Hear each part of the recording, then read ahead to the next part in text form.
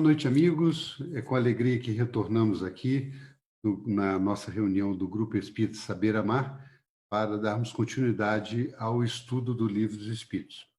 Para iniciar a nossa reunião, vamos pedir a Jussara que faça a prece de abertura. Boa noite, amigos. Vamos dar a vocês uma reflexão, oração para unir os nossos pensamentos, ficar que Nossa Senhora possa abençoar-nos um só sentimento, suplicando que o seu manto possa ser estendido a todos os lares ligados a esse nosso estudo, a essas nossas reflexões. Que possamos, Senhor, compreender o significado do Evangelho de Jesus, o significado da doutrina espírita em nossas vidas, compreendendo a extensão das palavras do Mestre, que aonde está teu tesouro, está o teu coração. Que a tua paz, em Jesus, e Nossa Senhora possa nos envolver hoje, agora e sempre. Assim seja. Muito bem, amigos, nós vamos dar continuidade, então, ao capítulo 2º, da parte 4ª do Livro dos Espíritos, das penas e dos gozos futuros. E hoje nós terminamos o item 4, que é a natureza das penas e gozos futuros. São já 4 reuniões sobre esse tema, né, esse tópico do capítulo 2º. E fizemos uma questão, como sempre, nós fizemos uma questão relativa a um assunto que vai aparecer nas questões colocadas por Kardec e, consequentemente, as respostas trazidas pelos espíritos. E a questão é a seguinte: conseguem os espíritos ocultar seus pensamentos? Quer dizer, os espíritos já, claro, desencarnados, não encarnados. Conseguem os espíritos, poderíamos complementar até, desencarnados, ocultar os seus pensamentos? Então, durante o estudo da noite de hoje, seguindo as questões do Livro dos Espíritos, que são da questão 977 à questão 982, o Kardec vai abordar questões como o sofrimento dos espíritos culpados, se os pensamentos refletem as nossas faltas, a felicidade dos espíritos simpáticos e o estado futuro do espírito, e como esse estado futuro ele é encarado por nós, espíritos encarnados, em termos de receio do desencarne. Muito bem, então, para iniciarmos, como sempre, nós chamamos o nosso professor Emmanuel para trazer aqui uma reflexão de um dos tópicos que vai ser abordado na noite de hoje. Então, vamos pedir a Jussara que faça aí a leitura, primeiros comentários. Do livro Pensamento e Vida, capítulo 1, o Espelho da Vida. Respiramos no mundo das imagens que projetamos e recebemos. Por elas, estacionamos sob a fascinação dos elementos que provisoriamente nos escravizam e, através delas, incorporamos o influxo renovador dos poderes que nos induzem à purificação e ao progresso. Então, o Carlos selecionou esse textozinho, né, do livro, para que a gente possa começar a levantar questões, né, do que seria a projeção de imagens, que projetamos e recebemos através dos pensamentos, pelas vibrações do espírito, das pessoas, do espírito, do ser. Nós vivemos num mundo mergulhado em projeções, né, e o recebimento delas também. E aí ele fala, disserta aí, né, que existe um influxo renovador, né, aquele que um induz ao outro a uma renovação para o progresso. Então nos mostra bem nítido a responsabilidade que nós temos com aquilo que pensamos, né? Com aquilo que projetamos. Em encarnados, a gente pode até meio que disfarçar o que nós estamos, mas em espírito, nós conseguimos? Essa seria a pergunta, né? Que vai vir à frente, que né? vai vir frente a tecer, né? Kardec conduziu as perguntas para nos esclarecer a responsabilidade dos nossos pensamentos, a responsabilidade das nossas atitudes, como conviver com esse trâmite, né, de vibrações. Por isso que esse livro é muito bom para a gente, Pensamento e Vida, e o Emmanuel esclarece, no prefácio do livro, ele esclarece que é uma pequena cartilha do mundo espiritual para aqueles que se preparam para a reencarnação. Então, nós temos que estudar mais Pensamento e Vida. Nesse estudo de hoje, nós colocamos 2 slides vindos de lá, do Pensamento e Vida, esse mais um que vai aparecer mais adiante. E aqui nesse slide, é justo no capítulo 1º, né? Dada a importância que reveste o assunto, porque ele mostra que o nosso pensamento é uma onda mental que se irradia em torno de nós e mostra quem somos nós. O pensamento, então, ele dá uma coloração em torno de nós do que nós sentimos e pensamos. E por isso que ele coloca ali que nós podemos ficar por esse pensamento estacionados, né, no domínio das sensações, e aí escravizados a esse domínio, trazendo todos aqueles que estão no mesmo domínio para estar usufruindo dessa mesma onda mental que nós estamos gerando, ou podemos também estar recebendo, como ele diz ali, impulsos, estímulos de renovação, que são, na verdade, uma forma de alavancar o nosso progresso. Eu até me lembrei, quando vi essa frase, pensei nessa alavancagem que a gente pode ter como espíritos, na nossa renovação espiritual, de uma frase até muito conhecida de um cientista da antiguidade, chamado Arquimedes, né? Ele falava assim: me dê uma alavanca e um ponto de apoio e eu levantarei o mundo. Então, a gente poderia até dizer isso, né? Que a nossa alavanca é o nosso pensamento, é a nossa ação, e o ponto de apoio é toda a base moral que nós conquistamos, que a gente deve conquistar. Então, tudo isso, me lembrei dessa frase do Arquimedes, mostrando que o nosso pensamento e as ondas mentais que nós irradiamos são uma alavanca, que podem se somar. Por que são alavanca? Porque elas se somam com o influxo mental dos outros na mesma faixa e vão nos alavancar para uma posição melhor. E o ponto de apoio nosso são os nossos atos, né? São a nossa base moral, nosso estudo e também os nossos atos na ciência e na moral. O Leon Denis coloca naquele livro, Carlos, no Problema do Ser, ele fala que o pensamento é uma das potências da nossa alma, né? A ciência, a vontade e o pensamento. Então, o pensamento ele é estimulado pela vontade, e os nossos atos é a concretização do nosso pensamento. É muito importante isso que a Jussara trouxe aqui.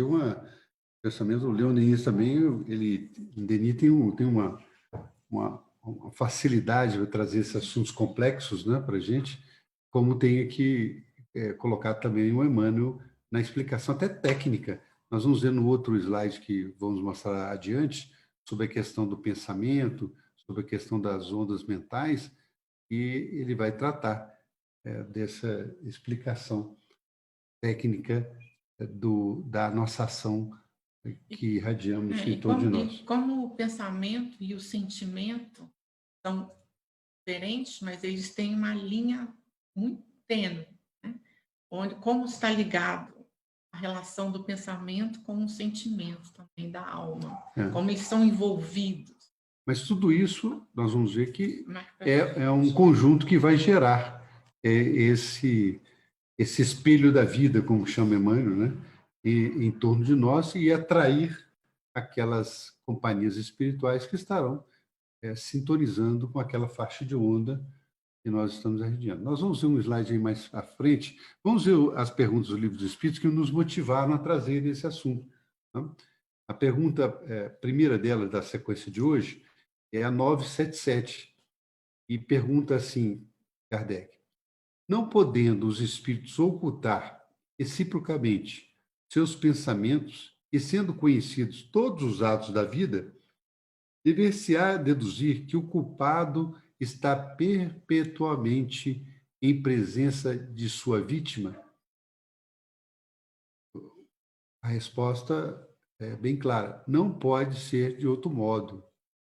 Dilo o bom senso.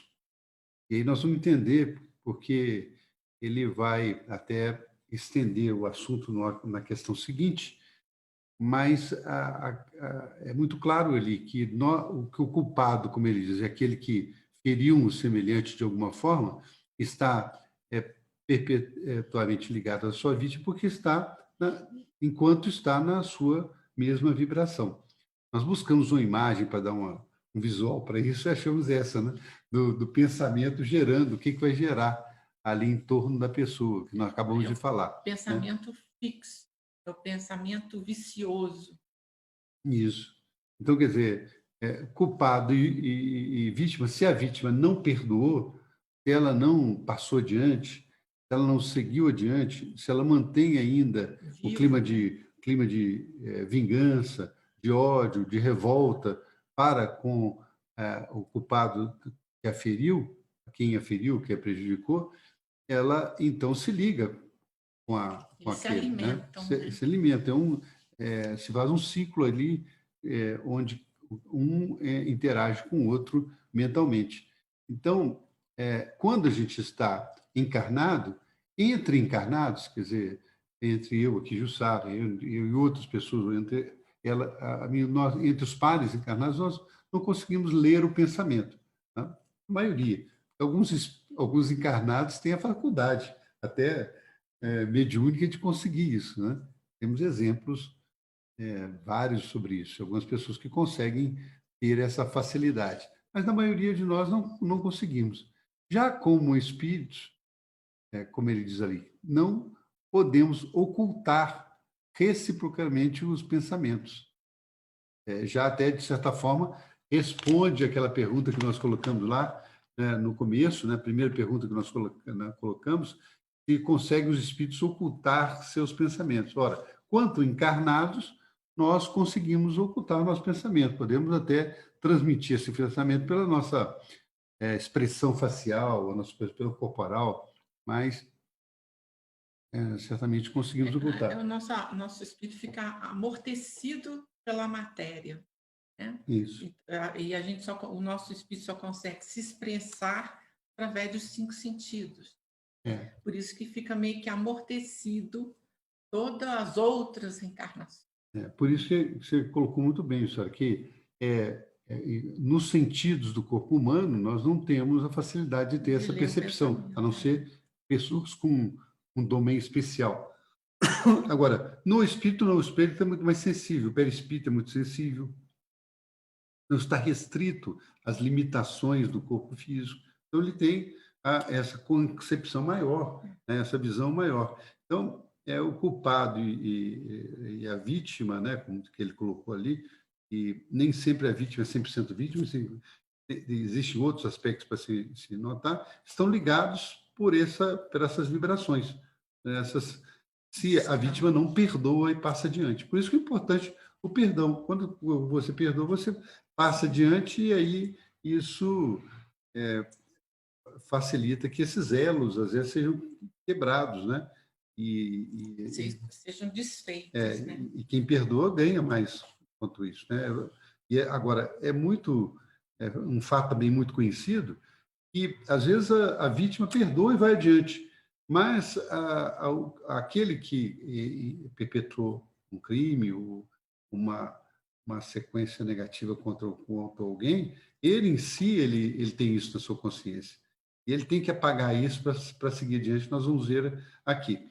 E tem casos também que as vítimas perseguem tanto aquele que lhe fez mal, que muitas vezes eles são obrigados a se internar aqui na Terra como em umas reencarnações onde eles ficam escondidos, né? O Chico Dolorosa. dolorosa, onde eles ficam escondidos dos perseguidores. Bem, a outra questão que ele trata disso é a 977A, Desdobramento. que é desdobramento da primeira. E diz assim: serão um castigo para o culpado essa divulgação de todos os nossos atos reprováveis e a presença constante do que dele foram vítimas? Maior do que se pensa, mas tão somente até que o culpado tenha expiado suas faltas, quer como espírito, quer como homem, em novas existências corpóreas. A gente não pode ver o castigo como a gente tem a ideia, né, de castigo, de penalizar o culpado. Castigo no sentido seria a educação, porque Deus não castiga, né? A misericórdia divina existe e não há castigo, existe a educação. Então, quando ele fala aí que seria uma educação, né, do culpado, a divulgação de todos os nossos atos responsáveis, então a gente tem que analisar isso, esse contexto está dentro da lei de causa e efeito, não é? Então, não é questão de punição, mas é uma consequência de atos inapropriados, de atos impensados, e nós vamos colher os frutos.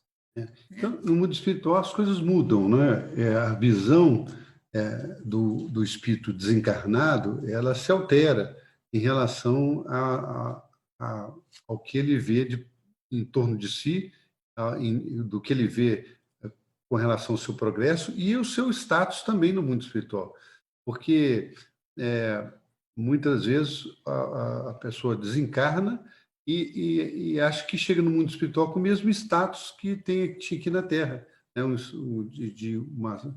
Um status conseguido por um poder material, um poder financeiro ou intelectual, mas chegando lá o status é diferente. Os espíritos esclarecem que lá o status é do mérito, da real evolução da criatura. Então, isso muda a visão do espírito quando ele chega lá. Aí, muitos espíritos se revoltam contra isso, né? Porque, olha, eu tive numa posição de autodestaque de poder na Terra. Chego lá, não tenho mais esse destaque de poder. Então, isso aí, às vezes, gera uma revolta contra Deus. E isso nós vemos nos relatos dos amigos espirituais contra as próprias obras do Chico Xavier, vários romances e livros do André Luiz, ele relata essas revoltas, né? Mas a sequência da evolução não para. Então, quando o espírito cansa dessa revolta, quando ele se sente esgotado, então chega a oportunidade da renovação, ele enxerga a oportunidade da renovação. Então, nossas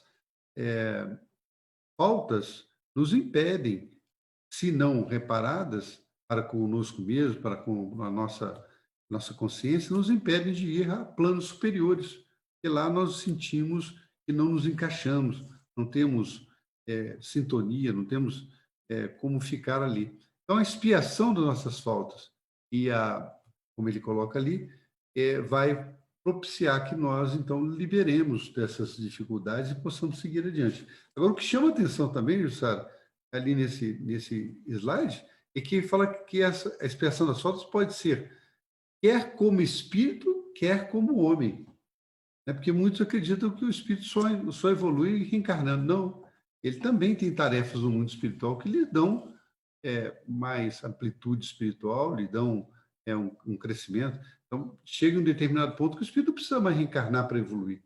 Ele pode ir evoluindo sem a reencarnação, e como nós enxergamos a reencarnação. Por isso que ele fala que essa expiação pode se dar como espírito ou como homem. Isso é um fato interessante para ser estudado com muito carinho, até em análises sobre evolução. Como homem, seria um espírito reencarnado, onde vai enfrentar as suas provas e suas expiações. E como espírito, é o conhecimento que ele tem não só de uma encarnação, mas da sua vida como um todo. Mas como espírito, por exemplo, um tipo, né? As tarefas sacrificiais que alguns espíritos fazem em áreas umbralinas, áreas difíceis do mundo espiritual, são também formas dele expiar suas faltas e ter um crescimento espiritual.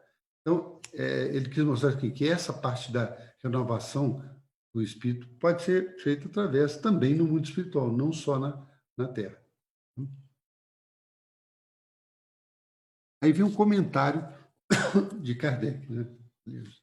Quando nos achamos no mundo dos espíritos, estando patente todo o nosso passado, o bem e o mal que houvermos feito serão igualmente conhecidos.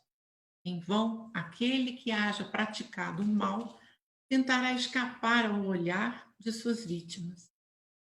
A presença inevitável destas lhe será um castigo e um remorso incessante, até que haja expiado os seus erros, ao passo que o homem de bem, por toda parte, só encontrará olhares amigos e benevolentes. Continua aqui, que é o outro. Para o mal, não há maior tormento na terra do que a presença de suas vítimas, razão pela qual as evita continuamente. E será quando, dissipada a ilusão das paixões, compreender o mal que fez, vir patenteados os seus atos mais secretos, desmascarada a sua hipocrisia, e não puder subtrair-se à visão delas, enquanto a alma do homem, perverso, é preso de vergonha, do pesar e do remorso, o do justo goza perfeita serenidade. Eu me lembrei daquele episódio de André Luiz, que ele encontra com uma mocinha, não tem? Acho que é nosso Continua, para eu saber qual que é o caso. Ele encontra com uma mocinha em que ele tinha... a mocinha trabalhava na casa dos pais, né? E ele teve alguma afeição com ela, e ele se envergonha. Isso. Né? E ele, aí, como está falando, né, ele se depara com uma atitude que ele fez encarnado. E ele se envergonha e tenta correr atrás, né, para poder corrigir os seus erros. Também... Não, ele promete a ela, né? Ele promete a ela que a cuidará como uma irmã. Né? E vai tomar conta dela como irmã lá no mundo espiritual do nosso lar. Ela estava atendida lá na parte das câmaras de edificação. Então, é muito assim, está escrito, né, em nossas almas que nós somos destinados ao crescimento, à evolução. Quando a gente se depara com uma atitude ainda em falso, né, o que nos chama, o que mais nos cobra o reposicionamento somos nós mesmos. Quem mais prende a gente a tristeza, as trevas, as dificuldades, somos nós mesmos. Nós mesmos que buscamos a punição, porque nós não estamos coerentes com aquilo que Deus programou em nossa alma, né? Que é a evolução. Né? Como ele disse ali, no mundo espiritual, o nosso passado é conhecido. Né? Mas a gente não relembra, quando a gente desencarna, a gente relembra do passado todo? Não, a gente não relembra. Mas nós temos uma série de companheiros do passado que sabem quem somos nós. Né? E eles sabem e cobram também de nós, tanto aqui na Terra como lá no mundo espiritual, por atos que fizemos no passado. Se nós não tivermos vencido isso, nós caímos nas teias dessas cobranças. Então, isso é possível lá no mundo espiritual, como aqui também na Terra. Alguns médiuns conseguem identificar o passado de alguns encarnados, ou ouvindo os espíritos que lhe contam, ou vendo isso na própria exteriorização. O Chico Xavier, por exemplo, comentou vários casos de encarnados, de quem ele era a reencarnação. Para algumas pessoas seletas, ele comentava, às vezes, em casos de doentes muito graves que chegavam até ele, comentava aqueles casos, né? Ou outros companheiros que eram companheiros de trabalho, e ele comentava sobre isso para aqueles que tinham condição de entender. Então, tanto lá no mundo espiritual, como aqui, alguns médios têm essa capacidade. E não há como escapar disso, porque, como ele disse ali, né, o perverso lá no mundo espiritual tem vergonha da luz, dos seus atos. Já o justo, ele diz, Kardec complementa ali de maneira muito clara, né, tem a serenidade, né, porque ele fez o máximo que podia e fez o melhor que podia na sua reencarnação. Então, os espíritos, embora os espíritos superiores sejam sempre procurando nos ajudar, os espíritos cobradores estão presentes, né? E eles vão estar sempre esperando para cobrar-nos daquilo que lhes prejudicamos ou que eles acham que tenham sido prejudicados. Vamos ver aquela slide que eu prometi sobre Emmanuel, de Emmanuel, Pensamento e Vida, o segundo slide de Pensamento e Vida, que eu prometi para vocês. Olha que legal esse slide, né? Ele diz assim, a feição do ímã que possui campo magnético específico, toda criatura traz consigo o halo ou aura de forças criativas ou destrutivas que lhe marca a índole, no feixe de raios invisíveis que arroja de si mesma. É por esse halo que estabelecemos as nossas ligações de natureza invisível nos domínios da afinidade, operando a onda mental em regime de circuito. Por ela, incorporamos, quando moralmente desalentados, os princípios corrosivos que emanam de todas as inteligências encarnadas ou desencarnadas, que se entrosem conosco no âmbito de nossa atividade e influência. E profundo esse comentário de Emmanuel também, Pensamento e Vida, no capítulo 22, quando ele trata sobre o tema da culpa.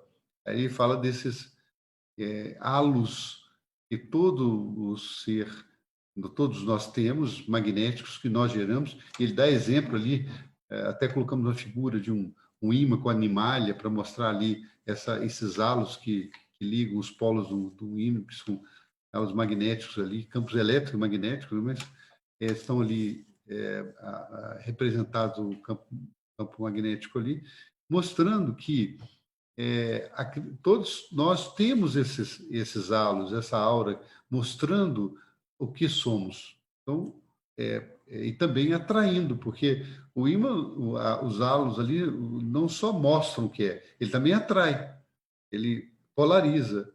E é isso que acontece. O livro Mecanismo da Mediunidade, de Chico Xavier, de André Luiz, ele também tem muitos detalhes sobre isso para explicar a mediunidade. Quando ele fala ali em regime de circuito, que ele fala ali, lá no livro Mecanismo da Mediunidade, ele vai explicar isso muito bem, que é o circuito mental, né? O circuito dos nossos pensamentos. Quando esse circuito se fecha, ele compara com o circuito elétrico, quando ele se fecha, né? Nós ligamos um interruptor, por exemplo, no circuito elétrico, nós temos ali a corrente passando e acendendo a lâmpada. Da mesma maneira, na nossa onda mental, quando nós sintonizamos, quando nós conectamos com determinado assunto, é como se estivesse fechando o circuito e iluminando a nossa mente naquela faixa mental que nós nos encontramos. Um dia, se tivermos oportunidade, vamos aqui implementar um estudo sobre o livro da mecanismo da mediunidade, para a gente ver isso com mais detalhes. Vamos, então, para o próximo slide, que é a pergunta 978.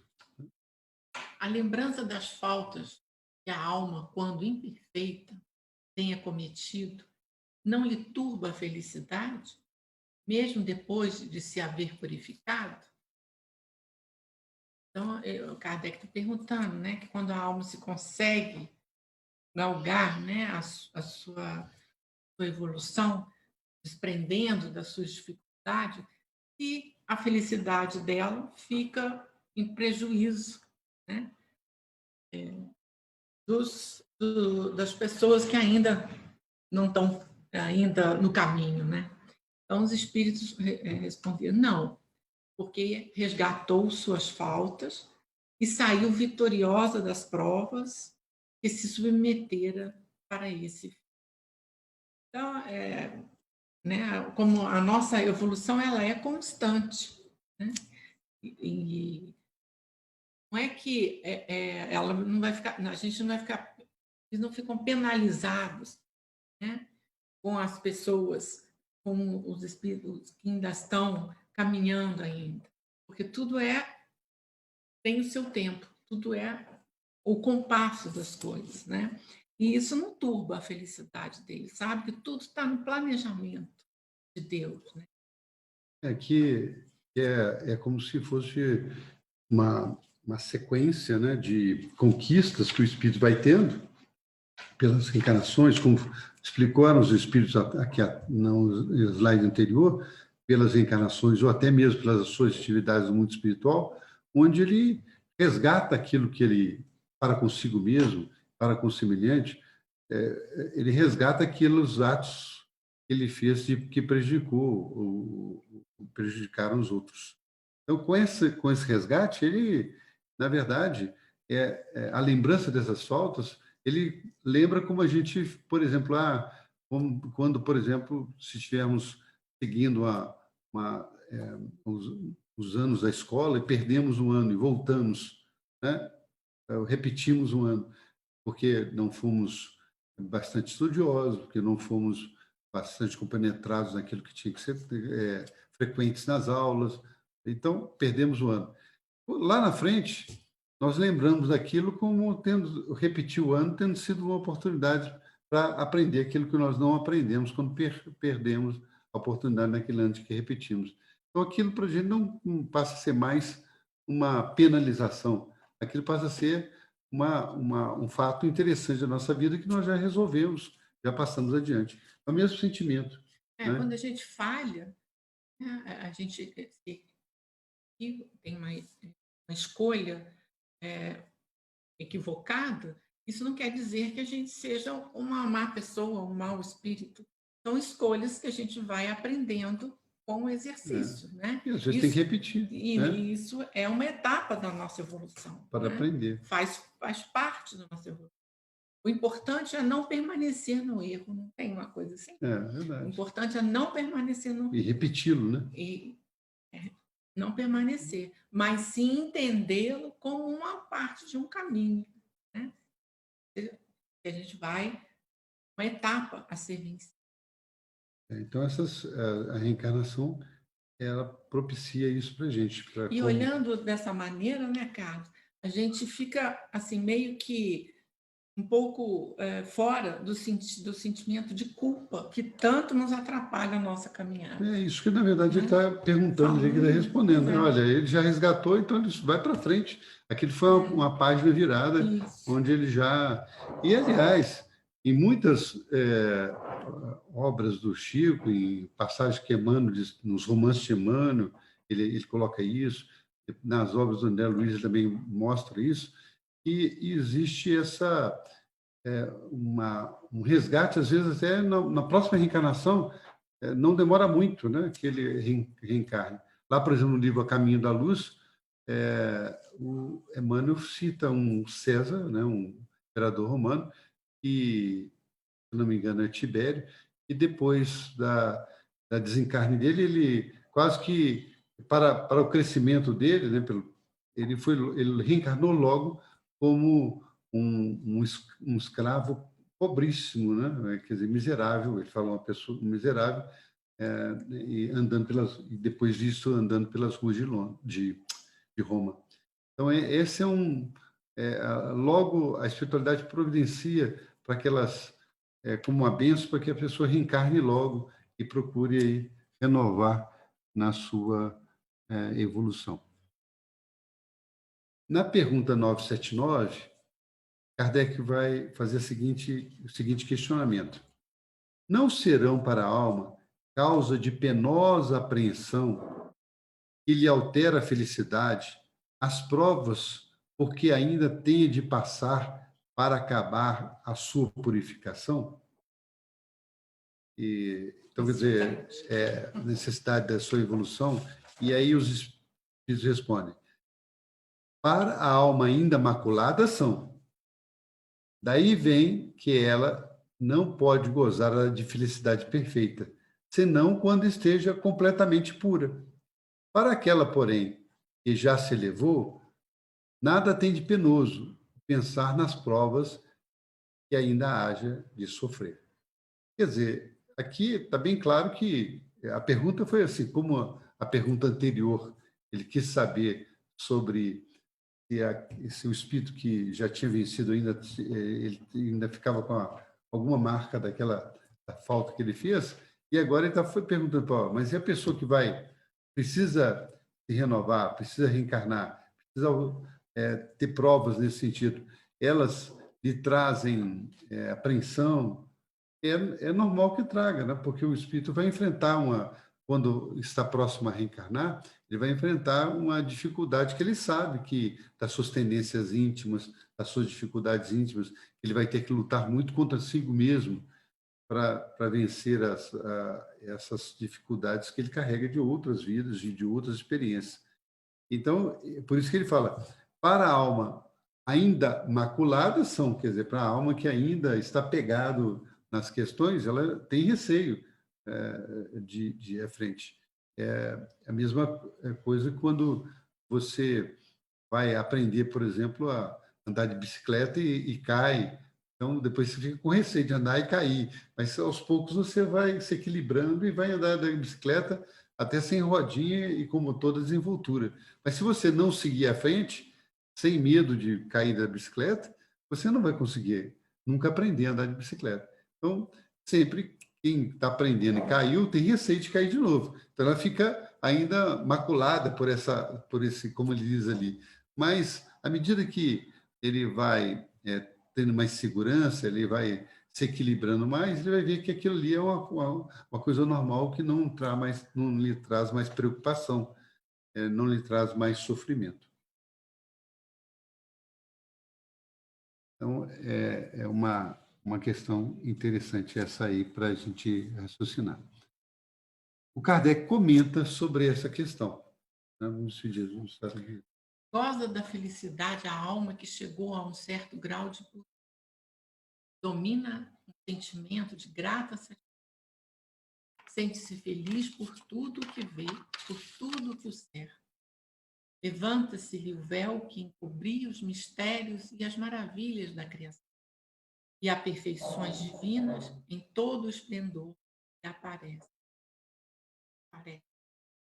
A gente nota, né, pelo que o Kardec comenta, que quanto mais a gente vai se desfazendo, vai se perdoando, vai perdoando e se perdoando, né, a gente vai se livrando das coisas mais pesadas, mais leveza a gente vai encontrar na nossa vida. E é interessante, né, que nos livros a gente nota que quando a gente está encarnado, raro a gente encontra as pessoas que são afins, mas somos mais encarnados com pessoas que temos que trabalhar para a nossa dificuldade, melhorar. Né? Mas não, quando a gente desencarna, nosso espírito se comunga, pelo que a gente até já estudou, pelo tal do imã aí, né? Uhum. Nosso espírito se comunga. O halo, né? Isso é o halo. Se comunga com aqueles afins. Né? nós somos atraídos pelos iguais no mundo espiritual.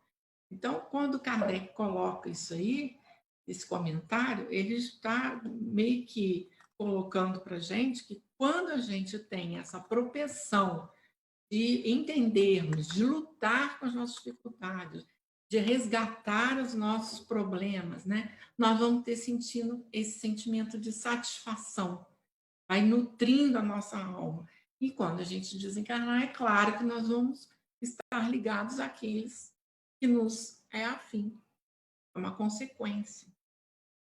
Então, essa é uma satisfação muito grande, né? Você ter vencido uma etapa. É como aqui na Terra também, quando a gente está desenvolvendo um artista, por exemplo, está desenvolvendo um quadro, né? E ele fica muito feliz de ter terminado aquela obra pela a beleza que ele vê naquele quadro. Também um músico, quando compõe uma música que impressiona, que traz beleza, que traz realização para as pessoas, ele sente toda essa alegria daquilo que ele proporciona. Não a alegria de se sentir superior aos outros, né?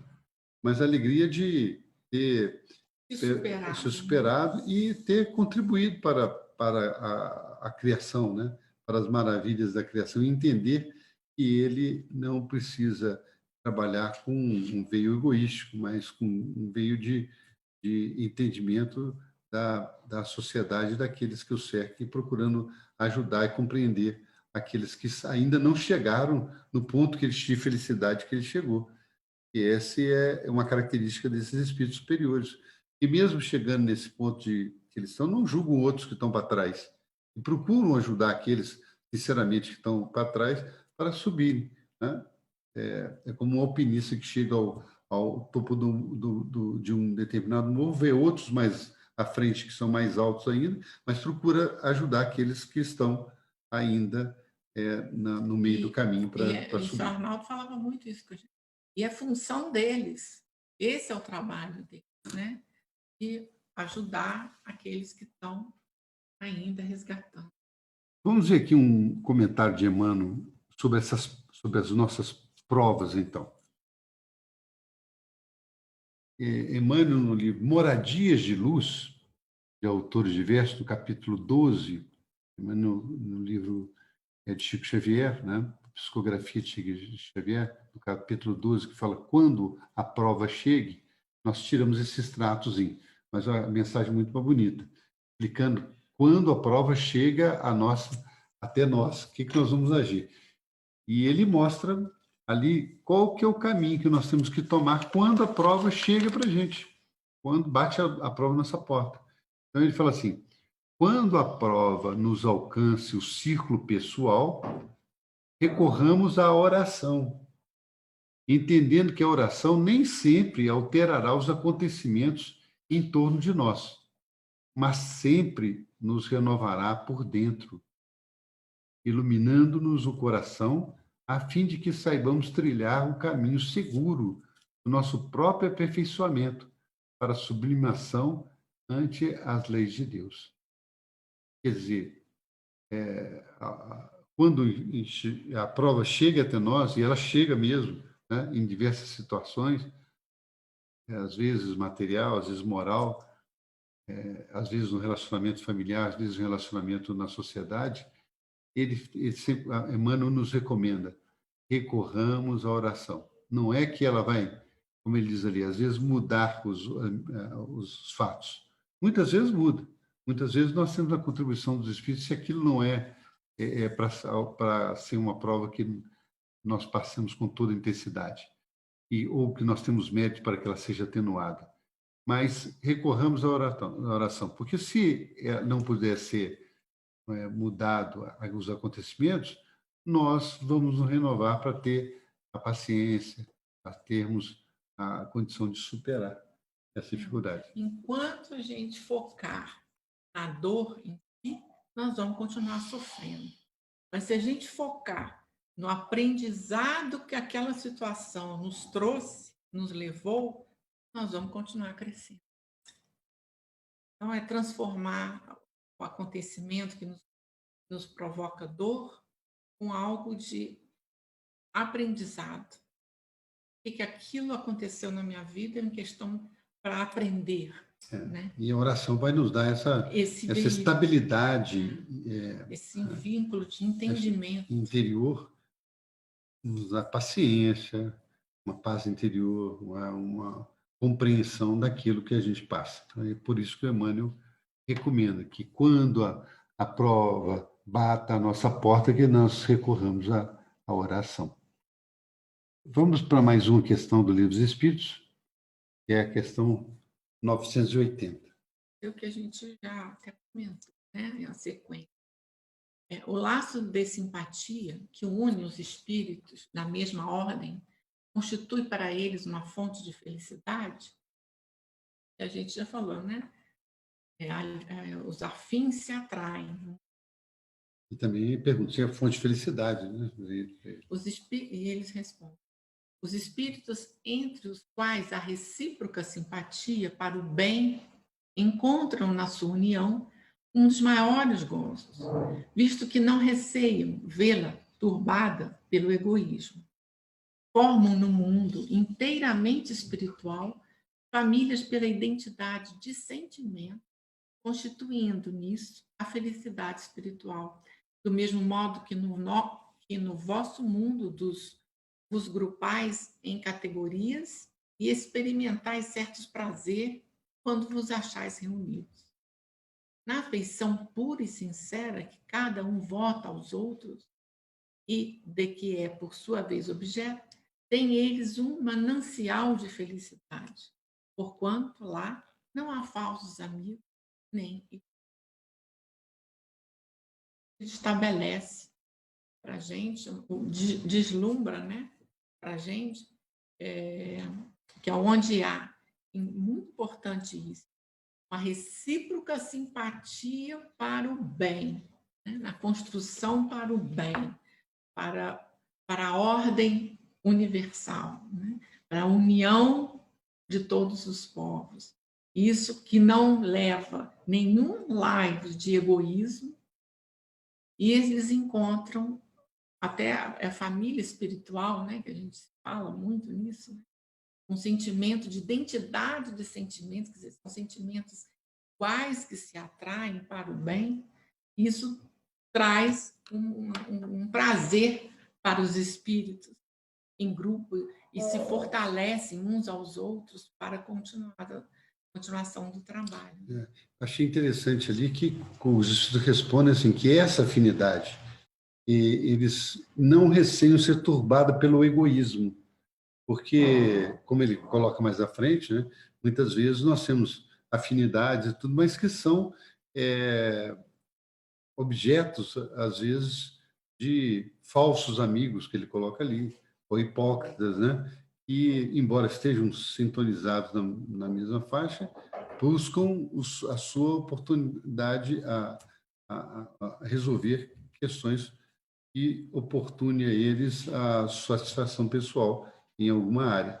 Então, por isso que ele fala lá que na afeição pura e sincera, que cada um vota aos outros o que é, por sua vez, objeto. Tem eles um manancial de felicidade, porquanto não há falsos amigos nem hipócritas.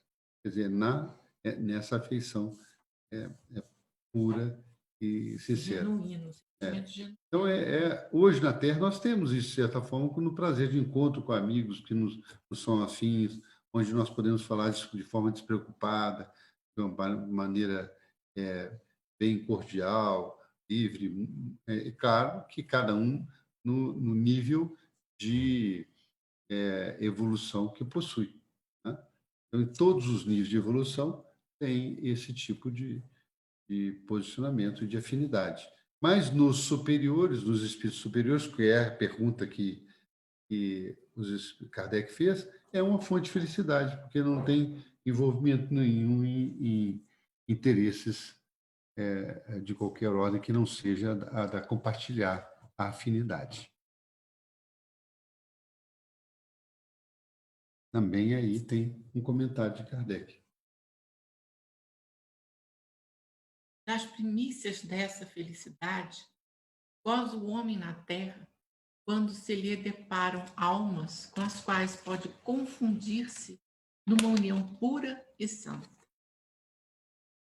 Em uma vida mais purificada, inefável e ilimitado será esse gozo, pois aí ele só encontrará almas simpáticas, que o egoísmo não tornará fria, porque em a natureza tudo é amor. O egoísmo é que o mata. Então, essa é a sequência, né? Essa sequência mostrando essa característica da felicidade das almas, né? Que podem realmente estarem compartilhando alegrias, simpatias, sem estar preso ao receio do interesse de segundas intenções e que torna as pessoas mais frias ou mais fechadas. E ele ressalta mais uma vez, o egoísmo é o que mata, né? E é o mal maior que nós temos que combater. E chegamos à questão 981. E ela é uma questão que já vai nos abrindo o entendimento do futuro do espírito. E ele pergunta: com relação ao estado futuro do espírito, haverá diferença entre um que, em vida, teme a morte e outro que a encara com indiferença e mesmo com alegria? Muito grande pode ser a diferença. Entretanto, apaga-se com frequência em face das causas determinantes desse temor ou desse desejo. Quer a tema, quer a deseje, pode o homem ser propelido por sentimentos muito diversos, e são os sentimentos que influem no estado do espírito. É evidente, por exemplo, que naquele que deseja a morte, unicamente porque vê nele o termo de suas tribulações, é uma espécie de queixa contra a providência e contra as provas que lhe cumpre suportar. Então é muito claro aí essa posição de que existem muitas variâncias, muitas formas de encarar esse temor da morte e também a indiferença quanto à morte. Então, poderia se dizer assim, não, a pessoa que é indiferente com relação ao desencarne, né? Quando falamos morte, falamos desencarne, é uma pessoa, então, que está livre de qualquer culpa, de alguma dificuldade, né? Mas não é o fato. Muitas vezes, como até ele deu o exemplo que os espíritos colocaram, muitas vezes é uma revolta contra as provas que enfrenta e quer se sair dela, mas esquece que as provas que nós enfrentamos são para o nosso aprendizado e o nosso crescimento. E se nós não completamos aquela etapa como deveria ser completada, nós vamos ter que voltar de novo para completar. Então, essa questão do temor tem muitas pessoas, né, perguntaram para pessoas que foram sobreviventes de campos de concentração e viveram em situações extremas de fome, de sofrimento, de dor. Eles fizeram uma pesquisa. Quem eram esses sobreviventes? Por que eles conseguiram sobreviver? E eles chegaram à conclusão que todos aqueles que sobreviveram eram aqueles que ainda tinham algo a realizar. Ainda tinham algo a realizar. Então, procuravam aí vencer aquelas dificuldades para realizar algo. Então, dessa questão do desencarne, o temor do desencarne pode ser também da pessoa que se sinta ainda com muito a realizar e quer terminar a atividade que fez e não desencarnar antes de ter terminado aquilo que se propôs. Então, não é temor, é simplesmente temor porque acha que não vai enfrentar coisa boa depois da morte, mas sim existe uma variação muito grande. Mas o que ele mostra que esse fato deve ser encarado com naturalidade, né, do desencarne.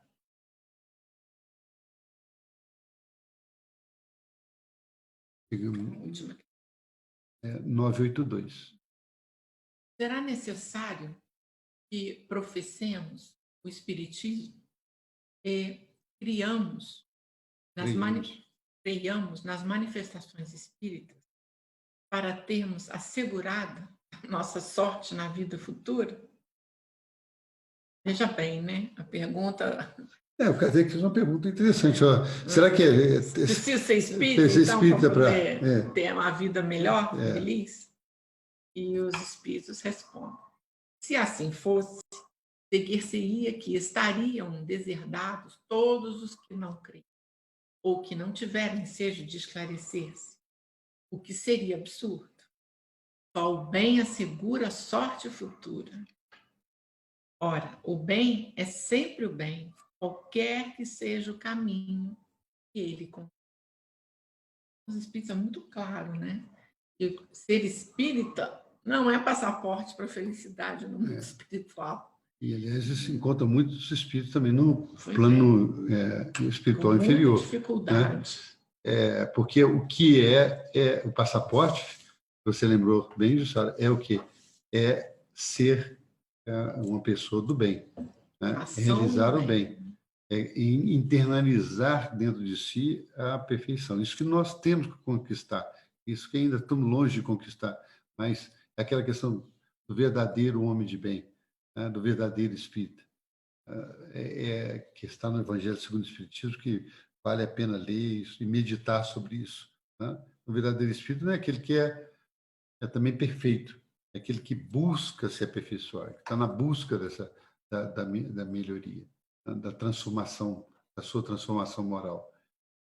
Então, por isso que ele fala que se fosse assim que tinha que ser espírito, então, então a maioria está desertada. Né? Então, eles falam que o caminho, não existe um caminho, existe só o caminho do bem. E os espíritos respeitam muitas crenças, né? As religiões, cada um se sente mais confortável com um tipo de ideia do mundo espiritual. E lá no mundo espiritual também existem pastores, padres, pessoas, rabinos, pessoas que desenvolvem dentro de uma linha que os encarnados tinham, o desenvolvimento da ideia de Deus, de bem ao próximo. É claro que, à medida que o espírito evolui, cresce na direção dos espíritos superiores, essas diferenças elas se anulam, porque o que interessa mesmo é o bem, interessa bem mesmo é o resultado para a nossa alma. E aí, para fechar a noite de hoje, nós temos um comentário de Kardec a essa questão. Ele diz: a crença no espiritismo ajuda o homem a se melhorar, firmando-lhe as ideias sobre certos pontos do futuro. Apressa o adiantamento dos indivíduos e das massas, porque faculta-nos inteiremos do que seremos um dia. É um ponto de apoio, uma luz que nos guia. O Espiritismo ensina o homem a suportar as provas com paciência e resignação. Afasta-o dos atos que possam retardar-lhe a felicidade. Mas ninguém diz que, sem ele, não possa ela ser conseguida. Quer dizer, Kardec deixa claro que o Espiritismo, por outro lado, esclarece, sem dogmas, sem qualquer segredo, a realidade do Espírito. Por isso, ele ajuda, ensina a que a gente entenda, que nós entendamos o que nos espera depois do desencarne.